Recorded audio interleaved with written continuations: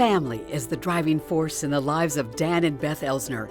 With 9 children, their holiday gatherings now attract around 70 family members, and it all begins with their focus on faith.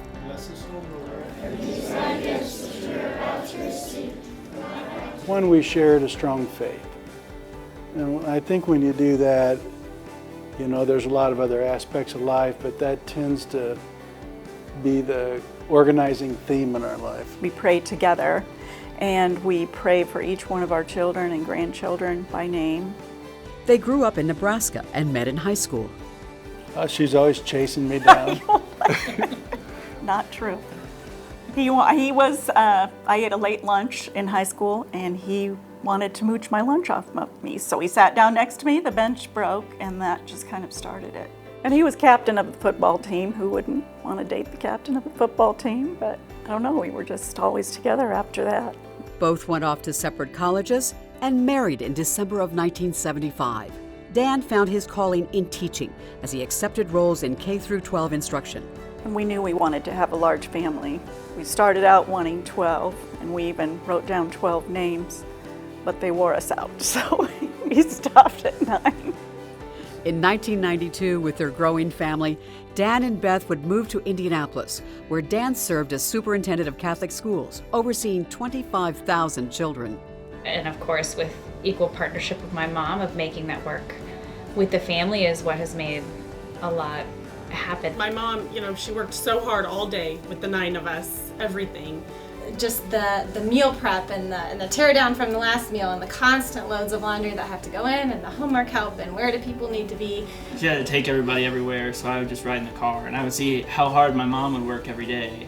There's a lot of hours involved. It's not really a job, it's a way of life, and sometimes it's 7 days a week.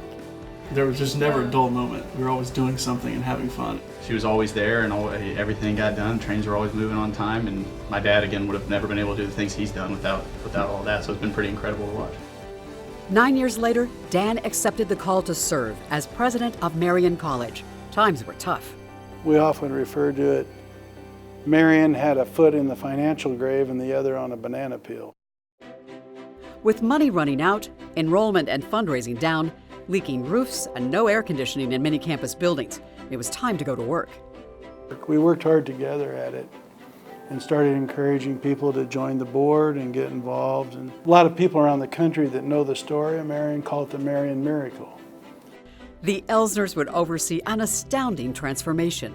Over 18 years, enrollment more than quadrupled to 4,500 students today.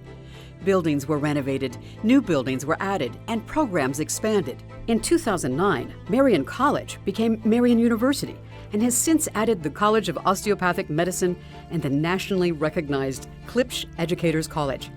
The Elseners worked tirelessly in building a great Catholic university in a great American city. He is very, very creative and will take a calculated risk. And he's a visionary, I think. Very much. He thinks big and kind of out of the box. At the same time, Beth devotes her efforts to strengthening the bonds among campus leaders.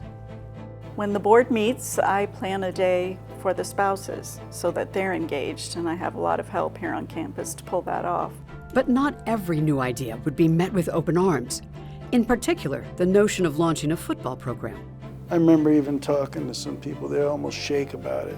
This is going to be so embarrassing. We don't have a field, we don't have a stadium, we don't have a coach, we don't have a weight room.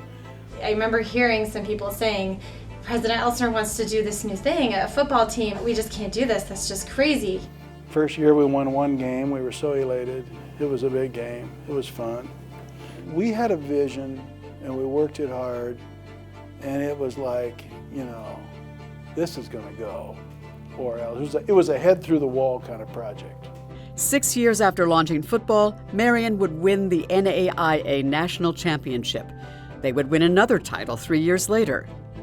Other athletic programs prospered as well, with national titles in women's basketball, and the astonishing string of more than 40 national championships in cycling continues. But the most rewarding moments come from helping students with the greatest needs. Dan has very much a passion for trying to reduce the level of difference between the haves and the have-nots in society.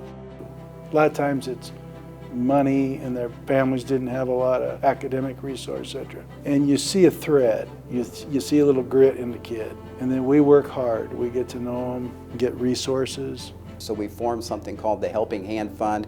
And so Dan now, when he runs into students with these circumstances, he can help them out. And then they're in classrooms, and they're in businesses, and they're out doing all these marvelous things. It's pretty awe-inspiring. He wants to see people succeed. He wants to see this university succeed, and it very much comes from his heart. Had it not been for Dan and Beth being at the right place at the right time, I'm not sure that Marian University would continue to exist. Dan and Beth Elsener are truly a blessing to Marian University and to the city of Indianapolis. And I hope they have that perspective, because they can sit back and be so proud and look at Marian and what it is now and what might have happened.